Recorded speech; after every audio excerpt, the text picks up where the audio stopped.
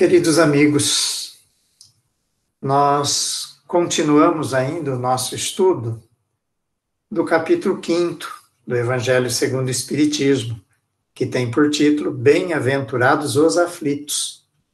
E como já vimos na semana anterior, é o capítulo mais extenso do Evangelho, pois ele trata justamente dos sofrimentos. E, como todos nós sabemos, o que mais temos na Terra é sofrimentos, principalmente nestes momentos, né, atuais. No livro O Sermão da Montanha, Huberto Rollin, autor que já apresentamos em semana anterior, faz uma reflexão muito interessante a respeito do tema alegria e tristeza.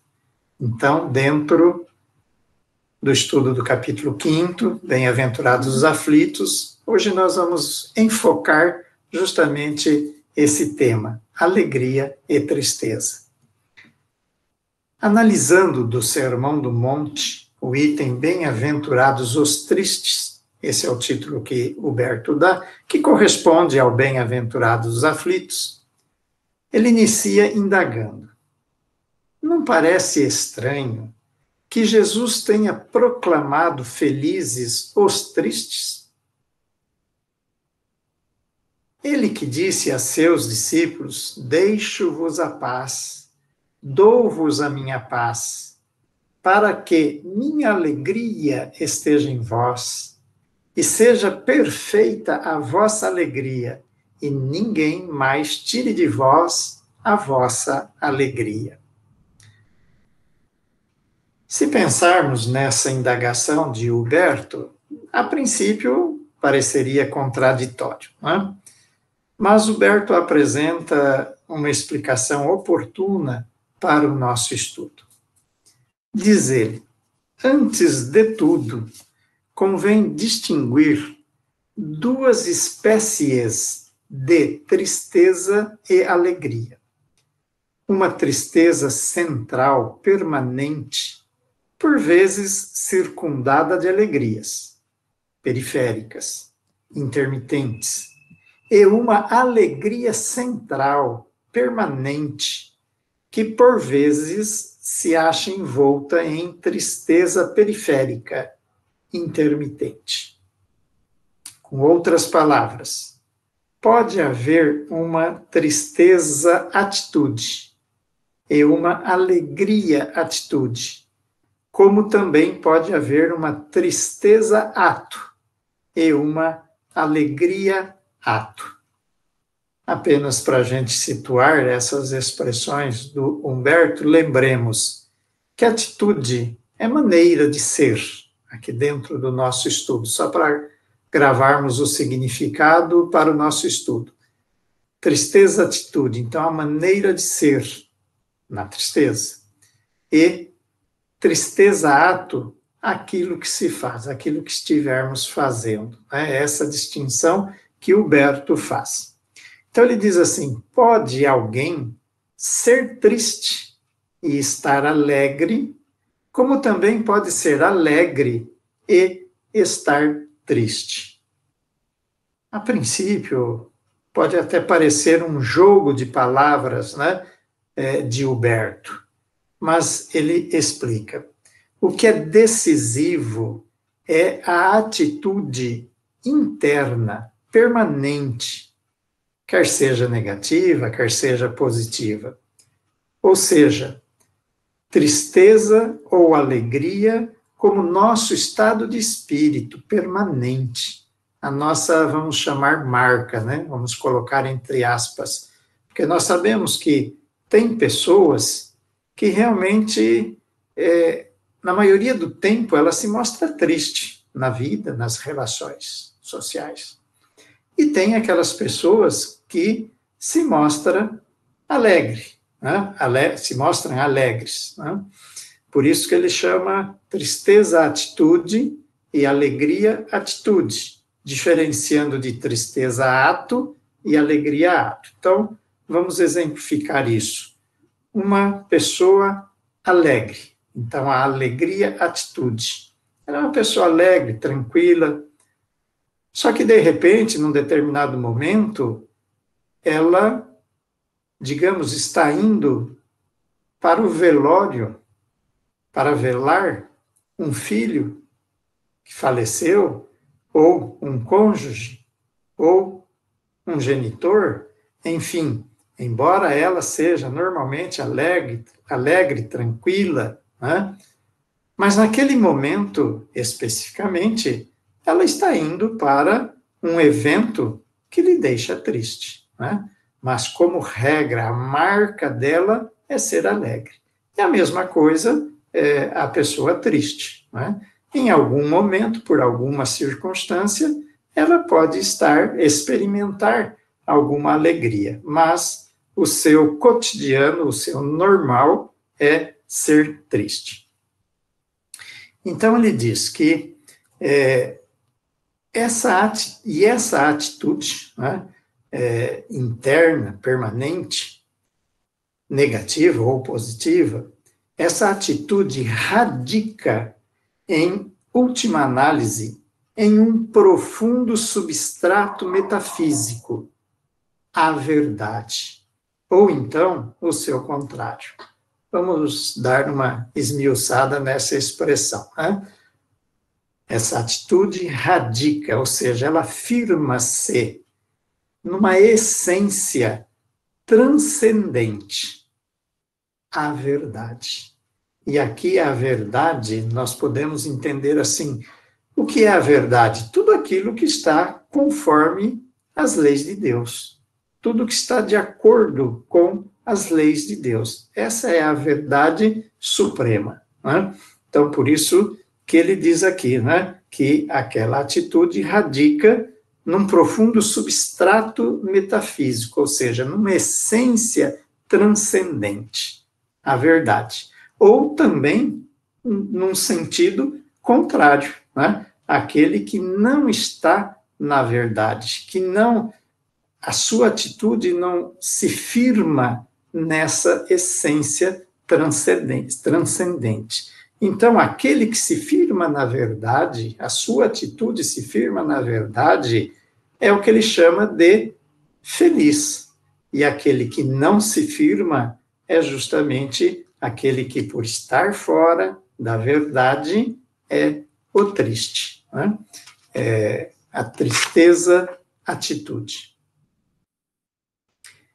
Quem tem a consciência reta e sincera de estar na verdade é profundamente alegre, calmo, feliz, embora externamente lhe aconteçam coisas que o entristeçam.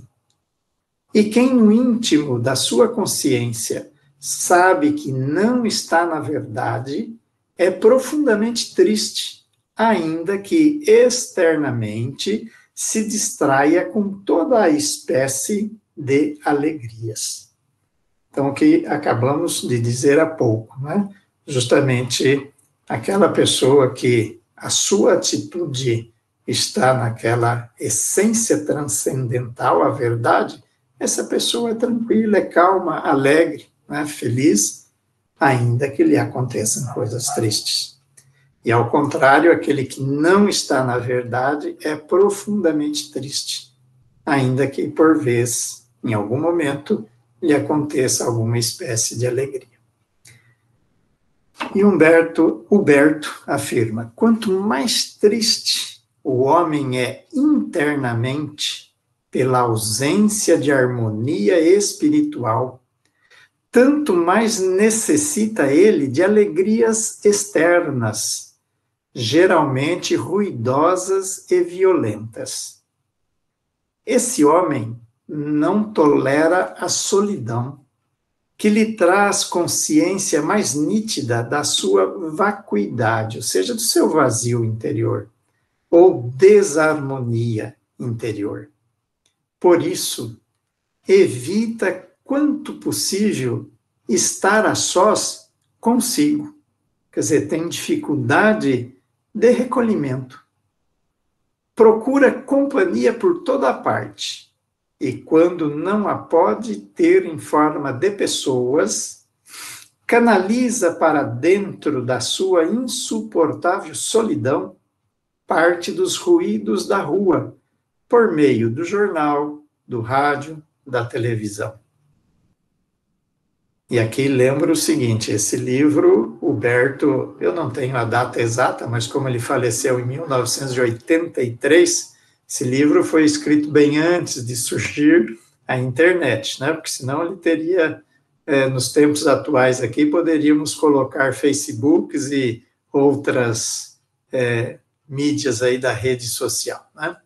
Alguns vão mais longe e recorrem a entorpecentes, maconha, cocaína, morfina, para camuflarem por algum tempo a sensação da sua triste solidão. Quem teme a concentração necessita de toda espécie de distrações para poder suportar-se a si mesmo. E como essas distrações e prazeres, pouco a pouco, calejam a sensibilidade, necessita esse homem de intensificar progressivamente os seus estimulantes artificiais para que ainda produzam efeitos sobre seus nervos cada vez mais enfraquecidos. Por fim, nem já os mais violentos estimulantes lhe causam moça, ou seja, impressão, abalo. E então esse homem chega, não raro, a tal grau de tristeza no meio de suas alegrias, que põe a termo a sua tragédia por meio do suicídio. Outros acabam no manicômio. É que nenhum homem pode viver sem uma certa dose de alegria. Se a gente parar e observar bem, refletir sobre essas colocações de Huberto, nós vamos ver que elas são bastante profundas e explicam muitos dos quadros que estamos vivenciando atualmente, como vamos ver daqui a pouco.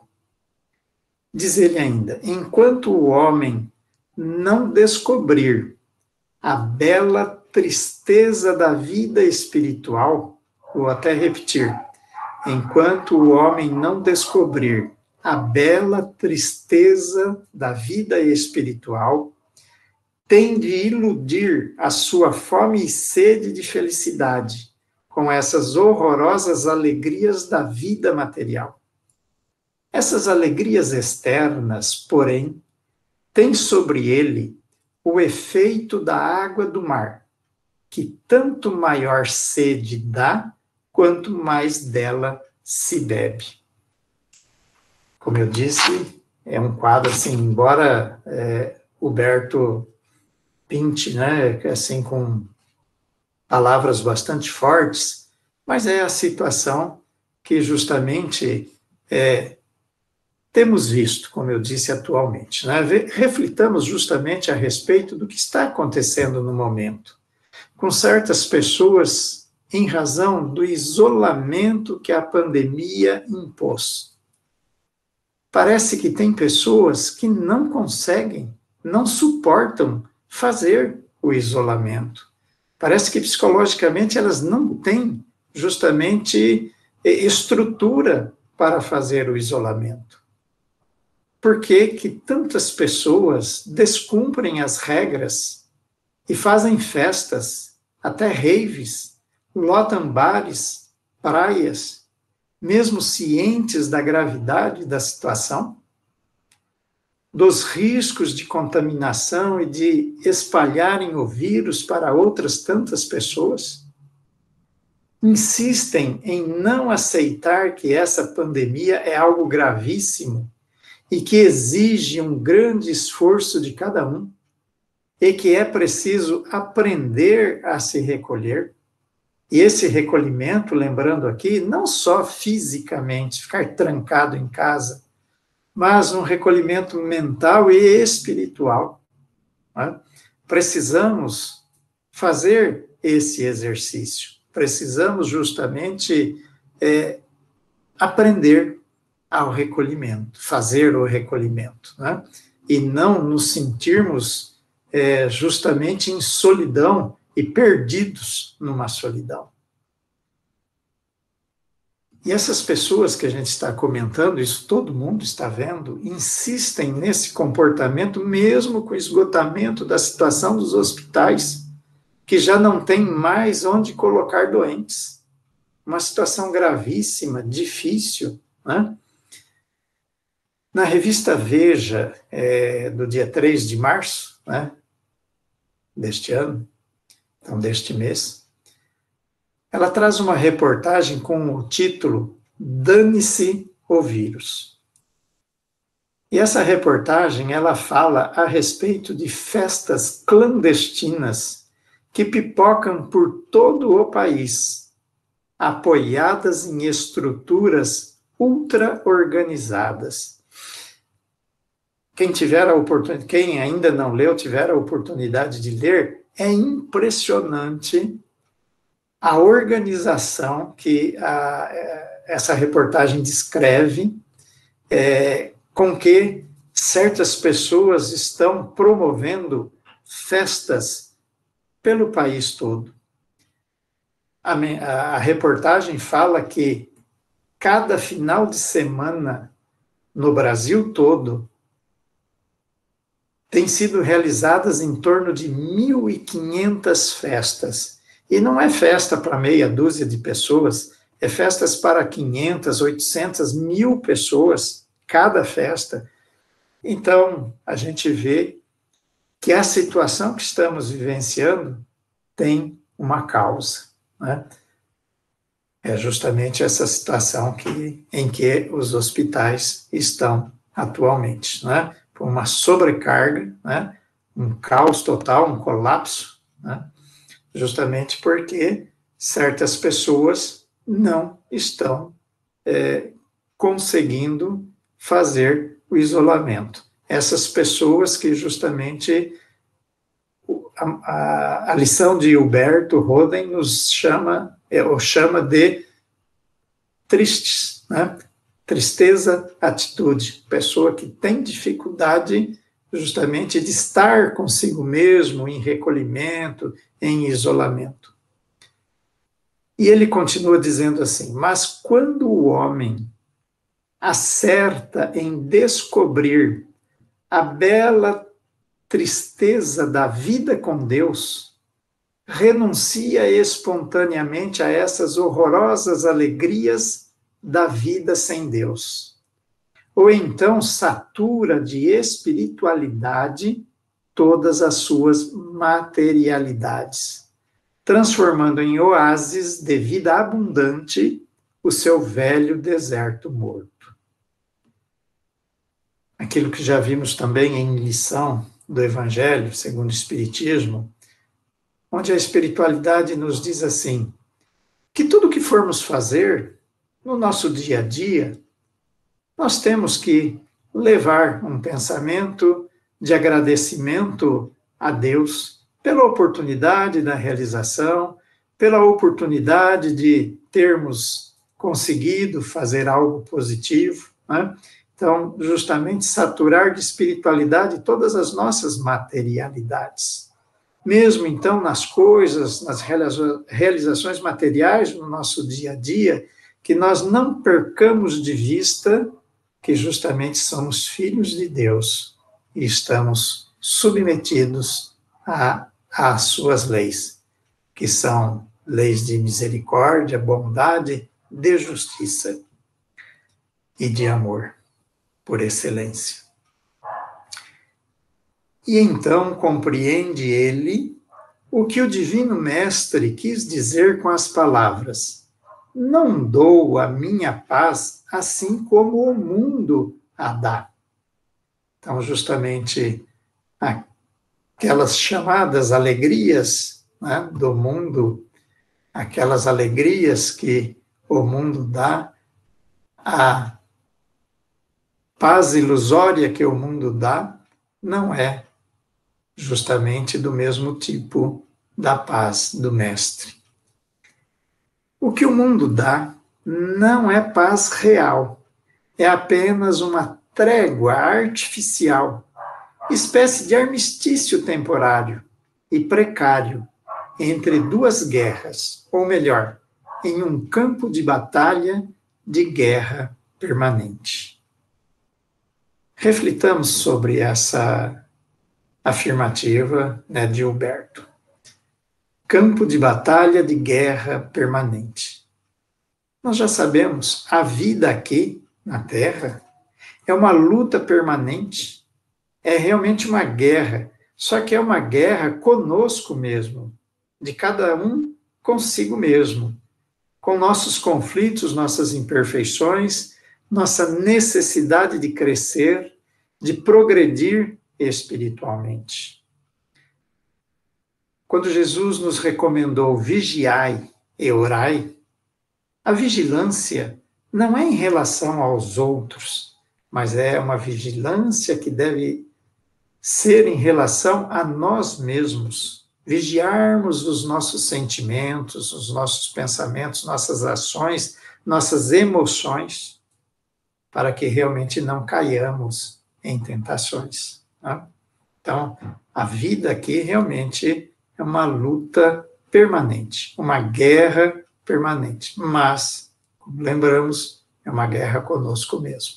Não pode ser uma guerra com o outro, com o nosso irmão. Ela é conosco, porque nós somos responsáveis por nós e por aquilo que produzimos. Prossegue o Huberto dizendo: a paz do Cristo, porém, é uma paz profunda e sólida, porque nascida da verdade que liberta. O homem cuja felicidade nasceu da verdade é calmo, é sereno em todas as vicissitudes da vida, porque sabe que não precisaria mudar de direção fundamental se a morte o surpreendesse nesse instante. Perguntaram ao jovem estudante, João Berkmans, que estava jogando bola, o que faria se soubesse que, daí a 5 minutos, tivesse de morrer. Respondeu calmamente, continuaria a jogar. Essa pessoa que ele cita, né, John Berkmans, foi um religioso belga e é considerado o padroeiro da juventude estudantil.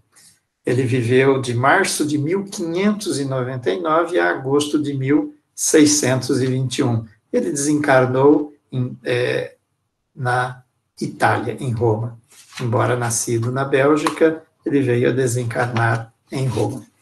Mas então, justamente perguntado, ele responde com calma, né? Eu continuaria a fazer o que estivesse a fazer, porque não precisaria desesperadamente, de repente, só porque recebi uma notícia que vou desencarnar, ter que fazer alguma coisa às pressas. Assim só pode falar quem tem plena certeza de que está no caminho certo, em linha reta ao seu destino, embora distante da meta final. Olha que interessante essa colocação de Huberto. Tem plena certeza de que está no caminho certo, ou seja, está se esforçando no caminho do bem, em linha reta ao seu destino. Qual é o destino de cada um de nós? Chegar à perfeição, chegarmos a ser espíritos puros, né? Embora ainda nós estejamos distante da meta final, ou seja, dessa perfeição espiritual a que todos nós estamos sujeitos, né? Embora ainda distante, mas nós sabemos que o nosso destino justamente é esse, chegarmos à perfeição. Porque como a espiritualidade também nos orienta, Deus não nos criou perfeitos, mas perfectíveis, ou seja, nós temos a condição de realizar, de construir a nossa perfeição. Ora, esse caminho não pode deixar de ser estreito e árduo, uma espécie de tristeza, como é toda disciplina. Mas no fundo dessa tristeza externa dormita uma grande alegria interior. Quando ele diz aqui uma espécie de tristeza, como é toda a disciplina, basta nós lembrarmos que precisa ter ordem para que haja progresso, né? Isso é disciplina, ter ordem para realizar o progresso. E isso, por vezes, realmente é um trabalho estreito, um trabalho árduo, porque é justamente passar pela porta estreita, né? Naquela passagem que Jesus nos diz, né? Ao invés da porta larga, buscarmos a porta estreita, né? É, todavia, uma alegria anônima, silenciosa, imponderável, como costumam ser os grandes abismos e as grandes alturas. Aos olhos dos profanos, leva o homem espiritual uma vida tristonha e descolorida. O seu ambiente parece monótono e cor de cinza, como um vasto deserto. E talvez não seja possível dar ao profano uma ideia da profunda alegria e felicidade que o homem espiritual goza, porque esta felicidade jaz numa outra dimensão, totalmente ignorada pelo profano. O homem habituado a certo grau de espiritualidade tem uma imensa vantagem sobre o homem não espiritual. Não necessita de estímulos violentos para sentir alegria, porque a sua alegria não vem de fora, e sim de dentro. Basta-lhe uma florzinha à beira da estrada, basta o sorriso de uma criança a caminho da escola, basta o tanger de um sino ao longe, basta o cintilar de uma estrela através da escuridão. Tudo enche de alegria, suave e pura, a alma desse homem, porque ela está afinada pelas vibrações delicadas que vêm das luminosas alturas de Deus. E as fontes da sua alegria brotam por toda a parte.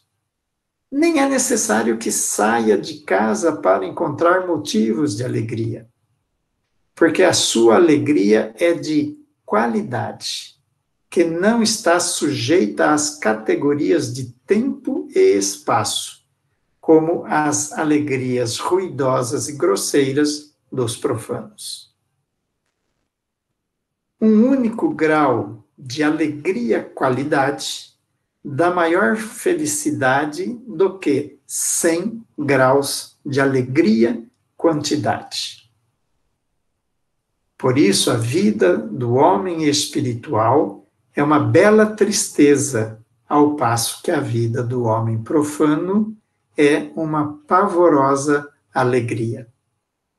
Mas o homem espiritual prefere a sua bela tristeza à pavorosa alegria do profano, que ele compreende perfeitamente, porque também ele já passou por esse estágio infeliz, ao passo que o profano não compreende a felicidade anônima do iniciado, porque nunca passou por essa experiência, ou seja, ainda não chegou lá, né? Aquele que já passou por um determinado caminho, ele tem condições de avaliar a respeito daqueles que agora estão passando por aquele caminho que ele já trilhou. Mas aquele que ainda não chegou aonde ele está hoje, não tem condições de compreender a sua situação, a sua alegria, o seu estado de espírito. O homem espiritual da bela tristeza é proclamado bem-aventurado e tem a certeza de ser consolado. Um dia a sua bela tristeza de hoje se converterá em uma jubilosa alegria de amanhã. E isto pode acontecer mesmo antes de ele morrer fisicamente. Aquilo que também já aprendemos, né, com a espiritualidade. Aqui na Terra é possível sim um grau de felicidade, uma felicidade relativa, mas é possível, né? Desde que façamos por merecê-la.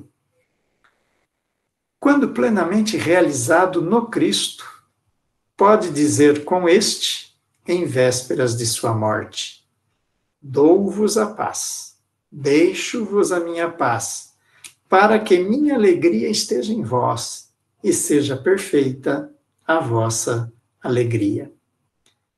Pode dizer também com um dos homens mais cristificados que a humanidade conhece: transborde de júbilo em todas as minhas tribulações. Para a maior parte dos homens, a vida presente não é ainda uma Páscoa em toda a sua plenitude. É antes um sábado de soledade, misto de alegria e tristeza, de gozo e sofrimento, de sorrisos e de lágrimas, espécie de luminoso arco-íris sobre as águas escuras de um dilúvio. Então, quando ele diz, né, que para a maior parte dos homens a vida presente ainda não é uma Páscoa, lembremos justamente, né, assim, rapidamente, a Páscoa representando a ressurreição de Jesus, né, o retorno de Jesus, mas também a libertação, né? Então, muitos ainda não aproveitam justamente a sua estada aqui na Terra, essa reencarnação, para estar construindo justamente a sua libertação através do seu progresso espiritual, né? Por isso, para essas criaturas, esta vida ainda é um sábado de solidão, né? Sábado de soledade, de solidão, de tristeza. Mas nesse misto de luz e de trevas, há um quê de inefável poesia, porque toda a poesia profunda e real é polarizada de suavidade e amargura, de alegria e sofrimento, de certeza e incerteza, devido às condições da vida presente. Ainda carregamos muitas imperfeições, por isso a vida presente, ou seja, nossa reencarnação aqui, em razão do nosso grau evolutivo, né, carregando muitas imperfeições, é uma vida realmente difícil, né, se contrapondo alegria e sofrimento, suavidade e amargura. É certo que nenhum homem espiritual estaria disposto a trocar sua silenciosa felicidade pelas ruidosas alegrias dos profanos. Geralmente, os homens mais felizes são ignorados pela humanidade, que escreve e lê livros e jornais, que fala do alto dos púlpitos e das tribunas, que perde tempo com rádio e televisão ou procura salvar o gênero humano pela política. Os milionários da felicidade são, quase sempre, os grandes anônimos da história, os não existentes. Ou seja, como não existentes, ele quer se referir àquelas pessoas que vivem realmente no anonimato, às vezes até realizando grandes obras, mas no anonimato, né? Que não saiba a sua mão esquerda o que faz, o que dá à direita. Os poucos homens que aparecem em público são raras exceções de regra. O grande exército dos bem-aventurados não aparece em catálogos e cadastros estatísticos. São os irmãos anônimos da fraternidade branca, entre aspas, que estão presentes em toda a parte onde haja serviços a prestar, mas ninguém lhes percebe a presença, porque sempre desaparecem por detrás das suas obras. Os muitos e os ruidosos que se servem das suas obras como de fogo de artifício e deslumbramento pirotécnico para iluminar a sua personalidade, não fazem parte da fraternidade branca, porque não se eclipsaram no anonimato da benevolência universal. Os verdadeiros redentores da humanidade são tão felizes no cumprimento da sua missão que nunca esperam aplausos das plateias, mas desaparecem por detrás dos bastidores do esquecimento, no mesmo tempo em que terminam a sua tarefa. São igualmente indiferentes a vivas como a vaias, a aplausos como a apupos, a louvores como a insultos, porque eles vivem no mundo da silenciosa e profunda verticalidade invisível, incompreendidos pelos habitantes da ruidosa horizontalidade visível. Também já aprendemos a respeito disso, né? A verticalidade e a horizontalidade nas nossas relações. A verticalidade invisível é justamente a nossa ligação com a espiritualidade a espiritualidade do bem, as forças do alto, né? Essa é uma relação vertical, ao passo que a nossa relação, a nossa ligação com os homens aqui na Terra, com os nossos semelhantes, é justamente uma relação horizontal. E o que ele diz, então, da horizontalidade visível, porque isso todos nós temos condições de aquilatar as relações entre nós aqui na Terra, mas aquilatar a relação de cada um com o alto, isso é só cada um de per si, por isso é vertical. Bem-aventurados os que estão tristes, porque eles serão consolados. E aqui então termina a lição de Huberto, que eu achei muito interessante estarmos analisando-a e trazendo para vocês, justamente em razão do capítulo que estamos vendo do Evangelho segundo o Espiritismo, né? Bem-aventurados os aflitos. E justamente nesse capítulo 5º, no item 24, item 24 do capítulo 5º do Evangelho segundo o Espiritismo, há uma lição com o título A Infelicidade Real, ditada pelo espírito Delphine de Girardin em Paris, em 1861. E o espírito nos diz assim: todos falam da infelicidade, todos a experimentaram, e julga conhecer o seu caráter múltiplo. Venho dizer-vos, porém, que quase todos se enganam, pois a verdadeira infelicidade não é, de maneira alguma, aquilo que os homens, ou seja, os infelizes, supõem. Eles a veem na miséria, na lareira sem fogo, no credor impaciente, no berço vazio do anjo que antes sorria nas lágrimas, no féretro que se acompanha de cabeça descoberta e coração partido, na angústia da traição, na privação do orgulhoso que desejava vestir-se de púrpura e esconde sua nudez nos farrapos da vaidade. Tudo isso, e muitas outras coisas ainda, chamam-se infelicidade na linguagem humana. Sim, realmente são a infelicidade para aqueles que nada veem além do presente. Mas a verdadeira infelicidade está mais nas consequências de uma coisa do que na própria coisa. Dizei-me se o mais feliz acontecimento no momento, que traz funestas consequências, não é, na realidade, mais infeliz que aquele inicialmente aborrecido que acaba por produzir o bem? Dizei-me se a tempestade que despedaça as árvores, mas purifica a atmosfera, dissipando os miasmas insalubres que poderiam causar a morte, não é antes uma felicidade que uma desgraça?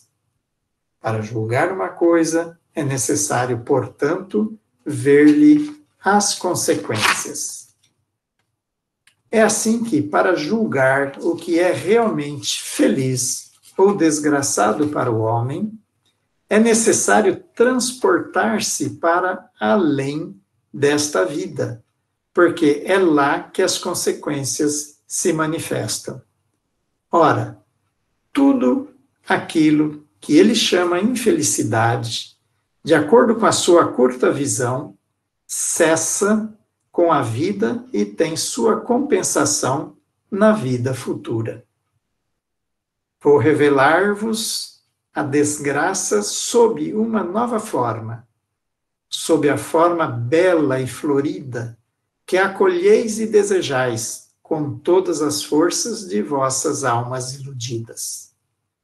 A desgraça é a alegria, o prazer, a fama, a fútil inquietação, a louca satisfação da vaidade, que asfixiam a consciência, oprimem o pensamento, confundem o homem quanto ao seu futuro. A desgraça, enfim, é o ópio do esquecimento que buscais com o mais ardente desejo. Tende esperanças, vós que chorais. Tremei, vós que rides, porque tendes o corpo satisfeito. Não se pode enganar a Deus. Ninguém escapa ao destino. As provas, credoras mais impiedosas que a malta que vos acossa na miséria, espreitam o vosso repouso ilusório, para vos mergulhar de súbito na agonia da verdadeira desgraça, daquela que surpreende a alma enfraquecida pela indiferença e o egoísmo. Que o Espiritismo vos esclareça, portanto, e recoloque em sua verdadeira luz a verdade e o erro, tão estranhamente desfigurados pela vossa cegueira.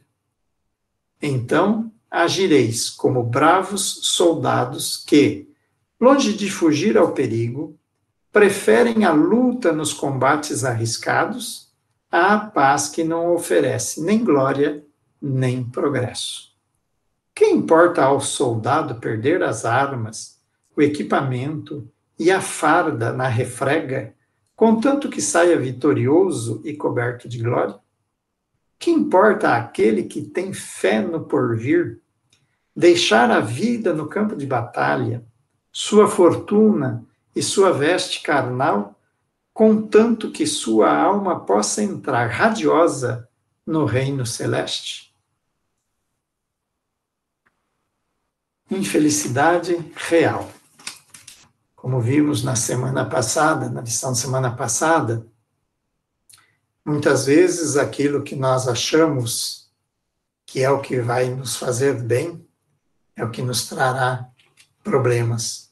E aquilo que às vezes a gente acha que não é bom é aquilo que realmente, de futuro, nos proporcionará uma situação de felicidade. Nós precisamos pensar na vida do espírito como um todo, e não só numa única encarnação, né? Porque procurando olhar o conjunto das suas reencarnações é que poderemos compreender melhor que às vezes uma situação de miséria, de dificuldade, é a oportunidade de estar quitando algum débito e com isso se libertando para que de futuro possa encontrar a felicidade. Meus amigos, os tempos são chegados. A Terra já iniciou a sua transformação, como sabemos, conforme nos informam os espíritos de luz. Cabe a nós participar desse progresso, tomando o cuidado de escolher o caminho correto e não nos iludirmos com as coisas passageiras.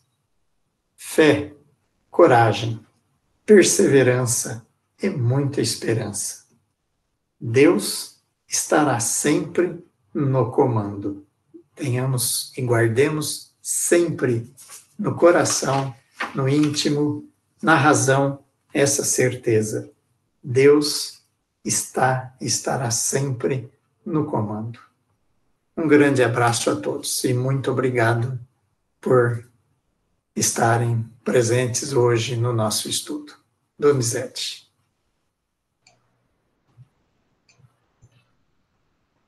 Muito bem. Alguns minutinhos. O Edson levantou a mão. Pois não, Edson?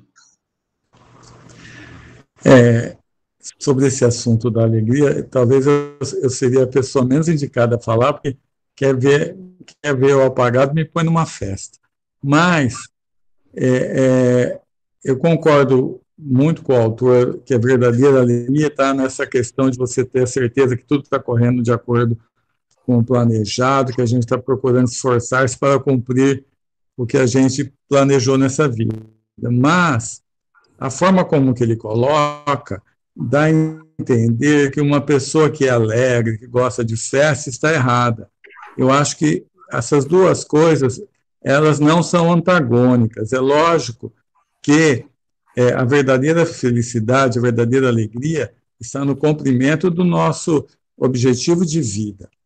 Mas a alegria é presente. Uma pessoa alegre, que gosta de uma festa, desde que ela não veja isso somente como a finalidade da vida dela. Por exemplo, lá na comunidade Eurípides Barçanufo, todo dia 1º de maio a gente comemora o aniversário de Eurípides e da fundação da comunidade. E geralmente com um sarau. Nesse sarau, os grupos cantam, os grupos tocam, os grupos fazem poesia, interpretam algumas pecinhas de teatro. Então, a gente não pode falar o seguinte, a verdadeira alegria está na confiança plena em Deus, que tudo está certo, tudo que vem de Deus é bom, então fiquemos confiantes e alegres com isso. Ótimo. Mas eu fiquei com um pouco de receio, porque tem uns momentos que o autor parece colocar que a alegria de quem, por exemplo, está aí cantando numa festa é ruim. Não, na minha visão, não é. Então, eu queria só fazer essa diferenciação. Me parece, Edson, eu não sei, assim,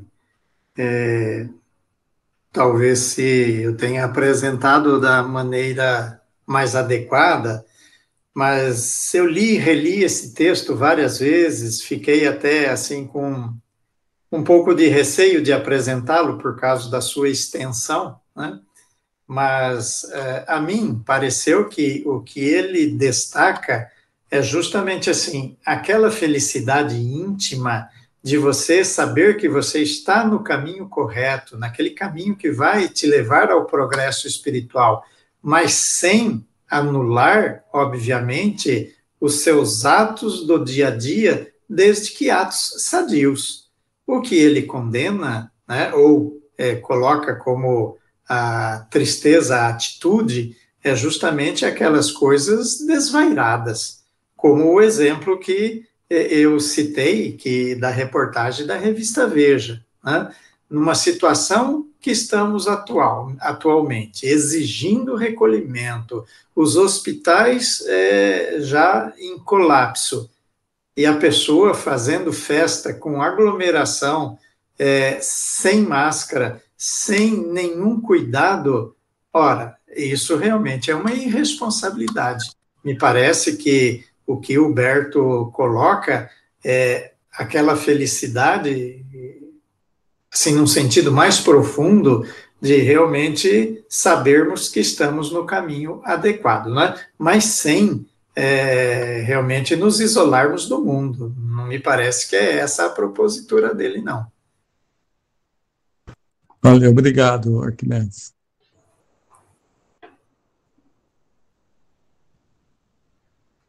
Donizete, complementar? Não, já estamos a 5 minutos do encerramento. Se ninguém mais quiser se manifestar. É só complementar, Edson, quando ele fala aqui da. Deixa eu só rever a expressão aqui. Da verticalidade invisível, né? E que comentamos, e a horizontalidade visível, né? Porque justamente nós precisamos intensificar justamente essa verticalidade, né? Isso sem, lógico, anular ou impedir as nossas relações entre os homens na Terra, que são necessárias, né? Mas ele está destacando justamente a importância da verticalidade, que é o que a gente aprende no Espiritismo, né? Que a gente tem que fazer o esforço de progredir, e o ideal é quanto mais pudermos estar em relação com as forças do bem, né? Porque não é porque estamos aqui encarnados que nós estamos, digamos assim, isolados do mundo espiritual, né? E a nossa relação com o mundo espiritual não é só numa reunião mediúnica. A nossa relação com o mundo espiritual é 24 horas por dia, né? Então, por isso que ele fala, inclusive, de espiritualizar a nossa materialidade, né? Acho que dá para conciliar as duas coisas, né? Exato. A proposta do tema hoje me parece que é a alegria como estado da alma, como virtude. Essa Sim. verticalidade a que você se refere. Ou seja, eu posso estar sério, mas estar intimamente alegre, né? Como eu posso estar expressando canto, alegria, e estar intimamente triste por algum motivo. Mas nada impede que eu expresse uma alegria no sorriso, no canto, né? A música é uma forma de expressar alegria, essa alegria da alma. O que não pode ser essa alegria do desdém, do sarcasmo, da ironia, do descompromisso, né? Com o bem, né? Exatamente. Alegria como virtude é realmente Positivo. essa paz para o bem. Aliás, os espíritos nobres, os espíritos bons, eles são bem-humorados, né? Às vezes até sorriem, né? Eles são tranquilos, vamos dizer assim, né?